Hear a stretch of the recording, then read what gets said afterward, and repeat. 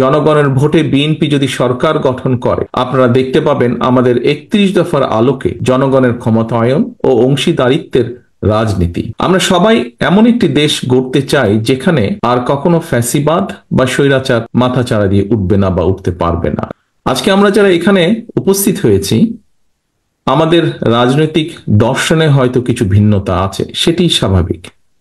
তবে আমি বিশ্বাস করি ভিন্ন ভিন্ন রাজনৈতিক ধারার মাঝেও বৃহত্তর পরিসরে আমাদের সবার মাঝে একটি বিষয় আদর্শিক ঐক্যমত রয়েছে, আর সেই বিষয়টি হলো একটি গণতান্ত্রিক বাংলাদেশ প্রতিষ্ঠা।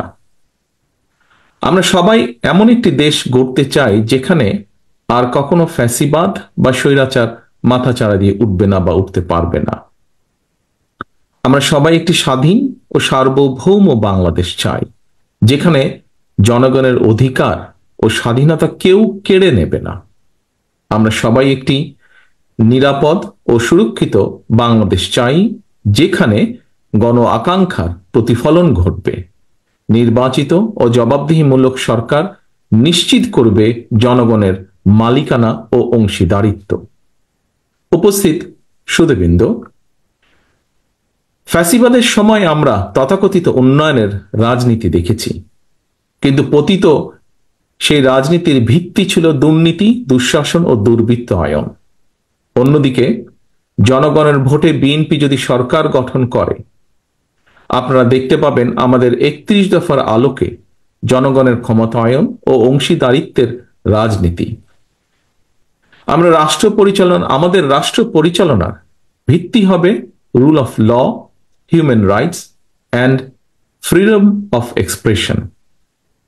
আমরা মনে করি একটি দেশে নির্বাচিত সরকারের প্রথম কাজ হচ্ছে রাষ্ট্রকে নিয়মতান্ত্রিক উপায়ে পরিচালনা করা, যেন রুলস বেসড অর্ডার ঠিক থাকে। রাষ্ট্রে যদি রুল অফ ল থাকে, অ্যাকাউন্টেবিলিটি অ্যান্ড গুড গভর্নেন্স থাকে, তাহলে ন্যাচারালি সেখানে সাস্টেনেবল এবং ইনক্লুসিভ ডেভেলপমেন্ট হবে। আওয়ামী লীগের মতন পরিবারতন্ত্র বা অলিগার্কি তৈরি হবে না। ডিভিশন এবং ডিসক্রিমিনেশন থাকবে না। সমাজের প্রতিটি স্তরে পলিটিসাইজেশন বা ইনস্টিটিউশনাল কলাপস ঘটবে না। আমরা যদি একটি রুল বেসড রাষ্ট্র কাঠামো নিয়ে আসতে পারি, সারা পৃথিবী থেকে প্রাইভেট ইনভেস্টমেন্ট এবং প্রাইভেট ক্যাপিটাল নিজ গতিতেই বাংলাদেশে আসবে। আমাদের পাবলিক সেক্টরের সাথে কাঁধে কাঁধ মিলিয়ে কাজ করবে, যা দেশের উন্নয়ন ও উৎপাদনে ভূমিকা রাখবে। জনগণের ভোটে বিএনপি যদি সরকার গঠন করে আপনারা দেখতে পাবেন আমাদের ৩১ দফার আলোকে জনগণের ক্ষমতায়ন ও অংশীদারিত্বের রাজনীতি। আমরা সবাই এমন একটি দেশ গড়তে চাই যেখানে আর কখনো ফ্যাসিবাদ বা স্বৈরাচার মাথাচাড়া দিয়ে উঠবে না বা উঠতে পারবে না। আসসালামু আলাইকুম।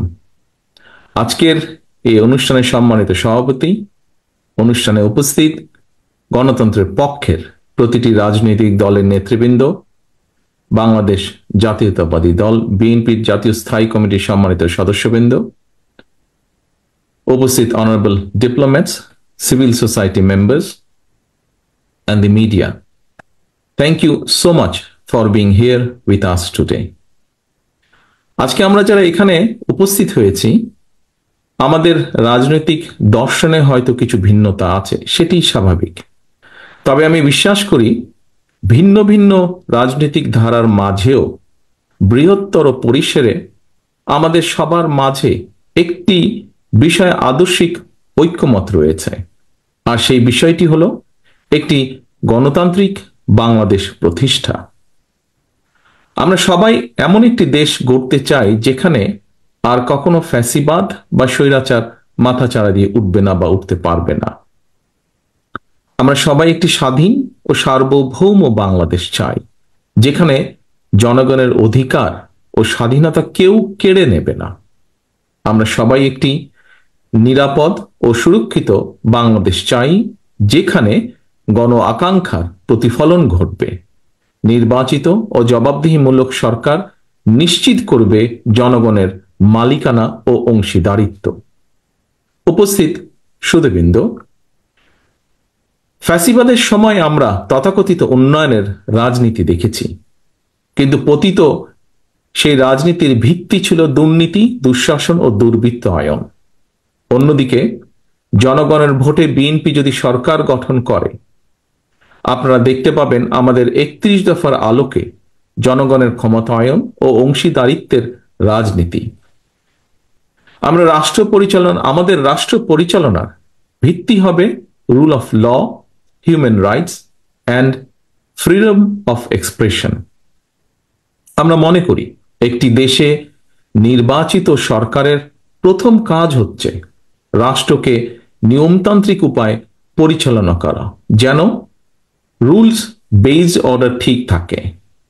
রাষ্ট্রে যদি রুল অফ ল থাকে, অ্যাকাউন্টেবিলিটি অ্যান্ড গুড গভর্নেন্স থাকে, তাহলে ন্যাচারালি সেখানে সাস্টেনেবল এবং ইনক্লুসিভ ডেভেলপমেন্ট হবে।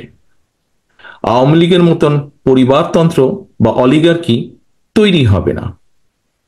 ডিভিশন এবং ডিসক্রিমিনেশন থাকবে না। সমাজের প্রতিটি স্তরে পলিটিসাইজেশন বা ইনস্টিটিউশনাল কলাপস ঘটবে না। আমরা যদি একটি রুল বেসড রাষ্ট্র কাঠামো নিয়ে আসতে পারি, সারা পৃথিবী থেকে প্রাইভেট ইনভেস্টমেন্ট এবং প্রাইভেট ক্যাপিটাল নিজ গতিতেই বাংলাদেশে আসবে। আমাদের পাবলিক সেক্টরের সাথে কাঁধে কাঁধ মিলিয়ে কাজ করবে, যা দেশের উন্নয়ন ও উৎপাদনে ভূমিকা রাখবে।